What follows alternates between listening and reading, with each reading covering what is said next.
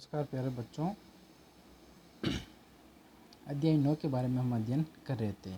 हमने कार्य के बारे में अध्ययन कर लिया, ऊर्जा के बारे में भी अध्ययन कर लिया। अब हम देखेंगे कि ऊर्जा का रूपांतरण क्या है, कैसे ऊर्जा का रूपांतरण किया जाता है, मतलब कैसे ऊर्जा को एक रूप से दूसरे रूप में बदला जाता है। हमें पता है, पिछले वीडियो के अंदर हमने देखा था कि हम ऊर्जा को न ही तो उत्पन्न कर सकते हैं और न ही ऊर्जा को हम नष्ट कर सकते हैं। ऊर्जा को एक रूप से दूसरे रूप में बदल देते हैं, क्योंकि हमें पता है ऊर्जा सजीवों में पाई जाती है और ऊर्जा निर्जीव वस्तुओं में भी ऊर्जा पाई जाती है। तो इस वीडियो के अंदर हम देखेंगे कि कैसे ऊर्जा का एक रूप से दूसरे रूप में रूपांतरण कर हम उसका हमारे दैनिक जीवन में उपयोग लेते हैं। तो सबसे पहले हम देखते हैं कि बिजली का निर्माण हम कैसे करते हैं। बिजली का निर्माण करने से पहले हम क्या करेंगे, एक निश्चित ऊंचाई पर हम पानी का बांध बनाते हैं और वहाँ पर पानी को इकट्ठा किया जाता है। फिर उस बांध से पानी को बहाया जाता है। जब पानी गति करता है तो जो बांध का पानी था उसके अंदर स्थितिज ऊर्जा थी, जब वो गति करेगा तो उसके अंदर गतिज ऊर्जा उत्पन्न होगी। फिर गतिज ऊर्जा क्या करेगी, जब पानी गति करेगा तो उसमें गति होगी, वो पानी टरबाइन पर गिरता है और जब टरबाइन पर गिरता है तो वो विद्युत ऊर्जा उत्पन्न करता है और फिर वो विद्युत हमारे घरों तक पहुंचाई जाती है।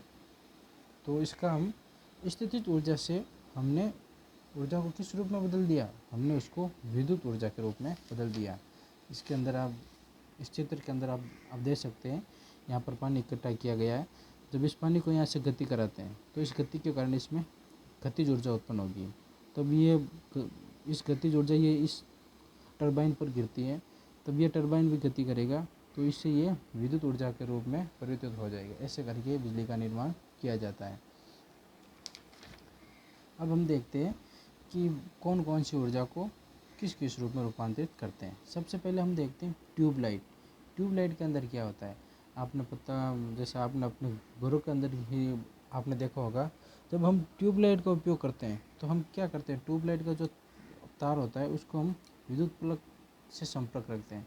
जब विद्युत ऊर्जा इसके अंदर आएगी तो ये विद्युत ऊर्जा इसको फिर प्रकाश ऊर्जा के रूप में बदल देगी। जब विद्युत इसके संपर्क में आती है तब ये उजाला कर देती है। जैसे हम ट्यूबलाइट के अंदर देखते भी है, हम जैसे जो ट्यूबलाइट का जो बटन होता है उसको ऑन करते हैं तो उसके अंदर विद्युत ऊर्जा आएगी, फिर विद्युत ऊर्जा उसको प्रकाश ऊर्जा के रूप में परिवर्तित कर देगी। विद्युत हीटर होता है, विद्युत हीटर के अंदर भी यही होता है। जब विद्युत हीटर आपने देखा होगा, इसके अंदर हम जैसे पानी गर्म करने के लिए या फिर खाना आना बनाने के लिए इसका उपयोग लेते हैं। ये क्या करेगा, जब इसको भी हम इस विद्युत हीटर को भी हम जैसे विद्युत देंगे तो ये विद्युत ऊर्जा किस में परिवर्तित हो जाएगी, ये ऊष्मा के रूप में परिवर्तित हो जाएगी। आपने देखा होगा आपके घरों में ऐसे ये होता है विद्युत हीटर, ये यहाँ पर ये स्प्रिंग लगी होती है। जब ये इसके अंदर ये पिन हम लाइट के अंदर डालते हैं तो इसके अंदर विद्युत ऊर्जा आएगी, ये विद्युत ऊर्जा इसको ऊष्मा के रूप में परिवर्तित कर देगी। तब ये ऊष्मा के रूप में लाल ज्वाला उत्पन्न कर देता है या फिर जैसे गर्म हो जाता है। जब इसके ऊपर हम किसी वस्तु को रखेंगे या फिर उसके बाद हम खाना भी बना सकते हैं। अगला क्या होता है, सोलर सेल। जो सोलर लाइट होती है जो अधिकांश घरों के ऊपर छत पर या खुले मैदानों में लगाई जाती है, वो क्या करती है, जो सूर्य से प्रकाश आता है उसको ग्रहण करती है। तो ये प्रकाश ऊर्जा को ग्रहण करेगी, फिर इसको उस प्रकाश ऊर्जा को हम विद्युत के रूप में उपयोग करते हैं। तीसरा होता है विद्युत सेल। विद्युत सेल के अंदर भी जो विद्युत ऊर्जा होती है उसको हम रासायनिक ऊर्जा में बदलते हैं। जैसे माइक्रोफोन हो गया, ये लाउड स्पीकर हो गया, ये जैसे ये बांस से टरबाइन चलाना, ये डीजल इंजन, ये नाभिक की भट्टी, ये पवन चक्की, ये डायनामो, ये सब के अंदर ये एक ऊर्जा एक रूप से दूसरे रूप में उपयोग। तो इन सभी ऊर्जा के रूपों को इसमें दिया गया है। आप आसानी से आप नोट भी कर सकते हैं कि मतलब कौन सी ऊर्जा को किससे ऊर्जा ली जाती है और फिर उसके अंदर ऊर्जा का रूपांतरण किया जाता है।